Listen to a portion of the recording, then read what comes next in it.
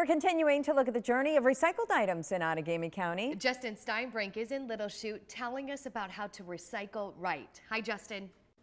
Our journey of watching our recyclables continues here in Outagamie County at the Recycling and Solid Waste Center as we moved our way from the paper products over to containers. We're here once again with Christine Miller, who's the recycling coordinator here. And there's a lot that goes into the container sorting too, right? Absolutely, yeah. We use both equipment and people to sort the containers. The magnet is a very traditional thing that's used in recycling to pull up all your soup cans, people hand sorting, the material going through a special photo eye to get recognized, and that plastic is separated by equipment. And then also we have only about 7% of the recycling that comes in. That big pile that we saw earlier, yeah. Only 7% of that is non-recyclable and goes out to the landfill. That's incredible. There were just large amounts that we were seeing going on in regards to what we had for the recycling material. But what we're looking at right here is where they're trying to grab the last of that recyclable objects, and that so little of that is actually waste. That's right. Yep, they're pulling off the aluminum cans and the plastics that are still valuable. And mostly plastic bags and are what we get going out to the landfill.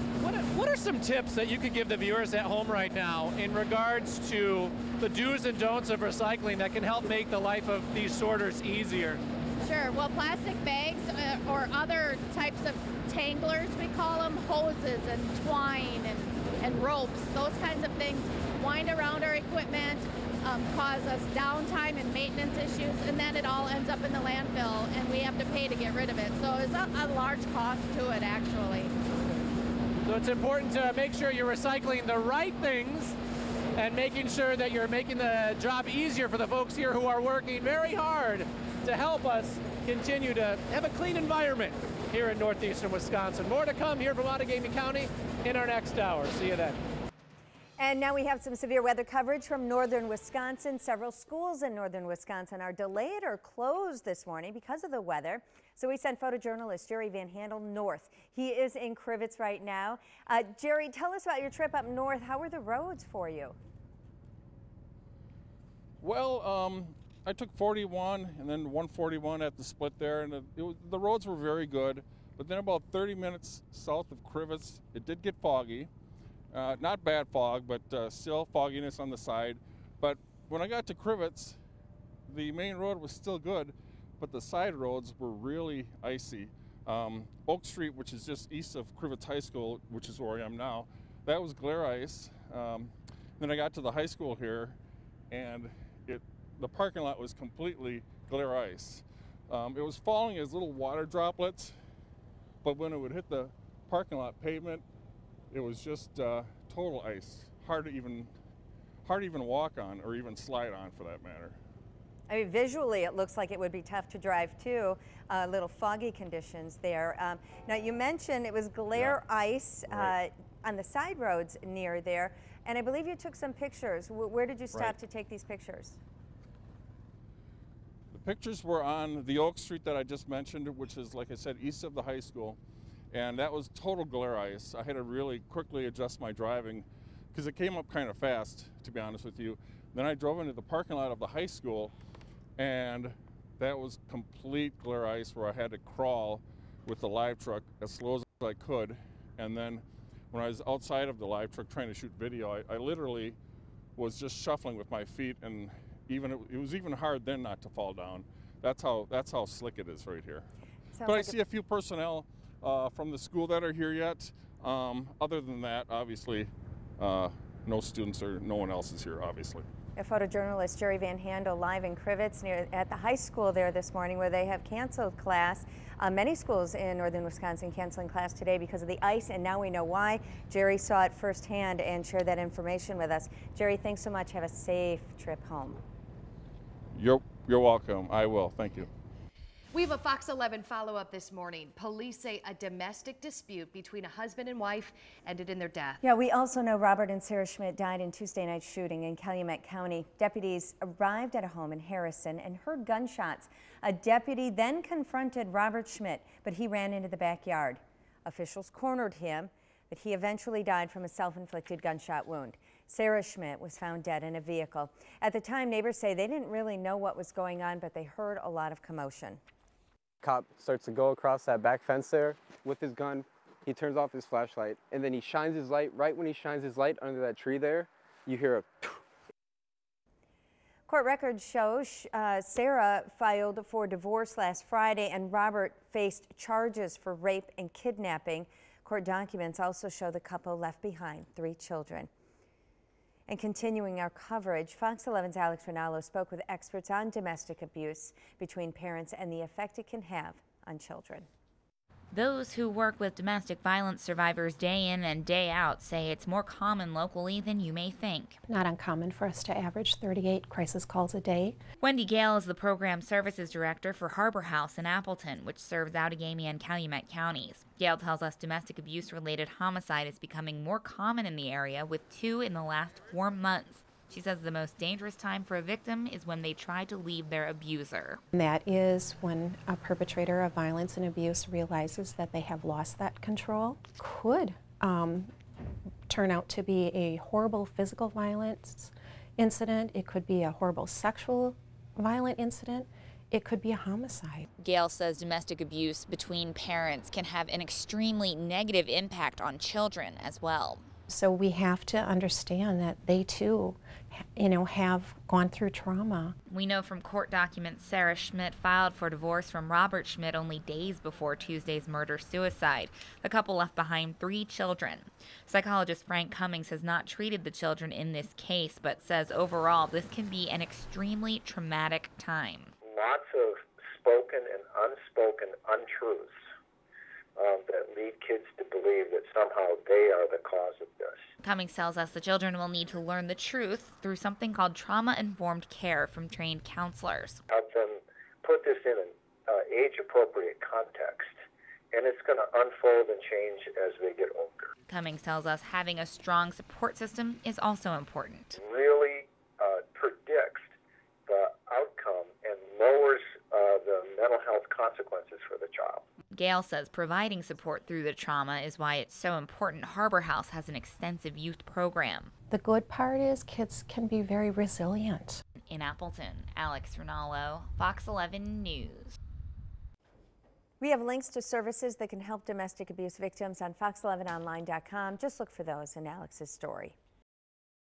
Hamilton is coming to Appleton.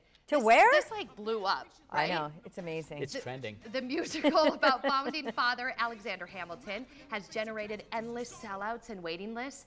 You'll have to wait until the Fox Cities Performing Arts Center's 2019-2020 season if you want to try to see it in Appleton. Exact dates or ticket prices, they haven't been announced yet, but there will be at least 8 shows. PAC staff say people have been asking about Hamilton ever since its Broadway debut in August of 2015. The national tour of Hamilton will also be making stops in Milwaukee and Madison, because what did they say? The closest, obviously, Chicago. Right now, and it's so hard to get affordable. But you are one of the lucky ones. Was it as good as anticipated? Yes. Really? Yes. Okay. Yeah. And what did your daughter Bella say to you too when she saw that it was coming to the PAC? Oh, she just texted me this morning. You're on this, Mom, right? You're taking notes? Because we need those season passes. Yeah. Oh, that's a lot of pressure, Bella. A lot of pressure. We have to do 2 years of season passes to be guaranteed seats when it comes. But a lot of entertainment, good entertainment. It's great. And if you don't know about it, download the album and start listening to it, because it makes it that much more enjoyable. You can sing along. I mean, don't sing too loud, okay? Sing to yourself. Well, if you're alone. In the car, driving.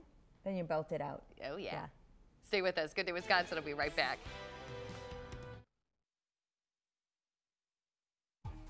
Forecast first on Good Day Wisconsin. I want to show you the temperatures because they are so mild. It's 51 right now in Fond du Lac, 46 in Appleton, 37 in Shawano, 46 in Wapaka. Temperatures will drop all the way down to about 32 by 5 o'clock. The rain showers will change over to snow showers. Well, this morning we learned about the journey of recycling in Outagamie County. Not only does it help keep items out of landfills, but there are other local advantages too. Justin Steinbrink is in Little Chute with more. We've worked our way into the much quieter education center here at the Outagamie County Recycling and Solid Waste Facility. We're joined with Christine Miller once again, who is the recycling coordinator here. And I got to start just by saying it is loud in there. We've been in there throughout the morning, and they obviously have to wear earplugs to make sure they get their job done safely. Yes, they do. Yep, safety first. Yeah, that's right. Okay, let's talk a little bit about the partnership that you guys have going on, because I want to point out too that we make sure we understand that although this is located here in Outagamie County, you guys are working with several other counties too to make this happen. Correct. This facility would not be possible if there wasn't the partnership between Brown, Outagamie, and Winnebago. So in 2009, we had decided to build one recycling facility here in Appleton to serve the needs of the 3 counties, and then we've expanded now into northeast Wisconsin. So that partnership is very valuable. Absolutely. And so this is where my stuff goes, probably where many of your stuff goes too when it comes to Brown, Outagamie, and Winnebago County.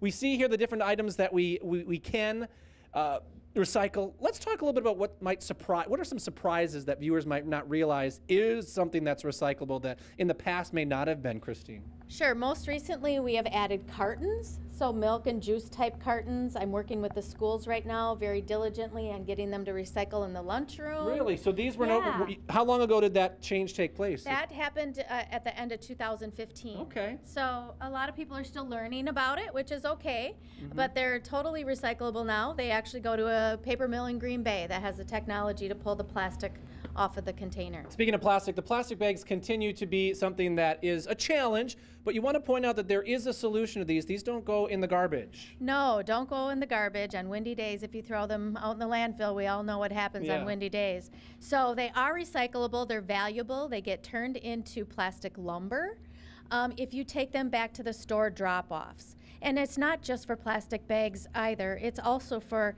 any stretchy film plastic. So the wrap that goes around your toilet paper, bread bags, potato bags, as long as they're clean and dry, they can go into the bin with the bags at the store. Yeah, I bet you there's people that don't realize that, because I see those bins at the grocery store and I think this is the place to put the plastic bags that you get from the grocery store, but really there's more opportunity there to make sure that you're reducing that space. Yeah, you will be surprised once you start saving all your film plastic how much you actually use on a daily basis. It's true, You'll be floored. Well, it's been a very interesting journey. Thank you for helping us learn a little bit more about what happens to our recyclables after they leave our curbside. Obviously helping to make a cleaner environment here in northeastern Wisconsin. They're working hard at that partnership for Brown, Outagamie, and Winnebago here just outside of Little Chute. Thanks, Justin. I didn't realize all of those different bags are recyclable. Pete You always learn something here on Good Day Wisconsin. Always. Yep. We're learning about the weather today and its big turn. Okay, now, if you're just tuning in, you're just waking up, it's unbelievably mild right now. Temperatures in the mid-40s. It's not going to stay that way. We have a melting ice desk here, but it will get a reprieve here after today because colder temperatures moving in during the day. So right now mid-40s, but by 5 o'clock today it'll be 32 degrees. The rain showers that we have will change over to some snow showers. Right now it's not raining, but it will. And a wintry mix, and we could have some icy conditions on your drive home. So be careful as you commute home from work. And then look at the Arctic air on top of us. Temperatures in the teens basically after today for the next 6 days. You're watching Good Day Wisconsin. We'll be right back.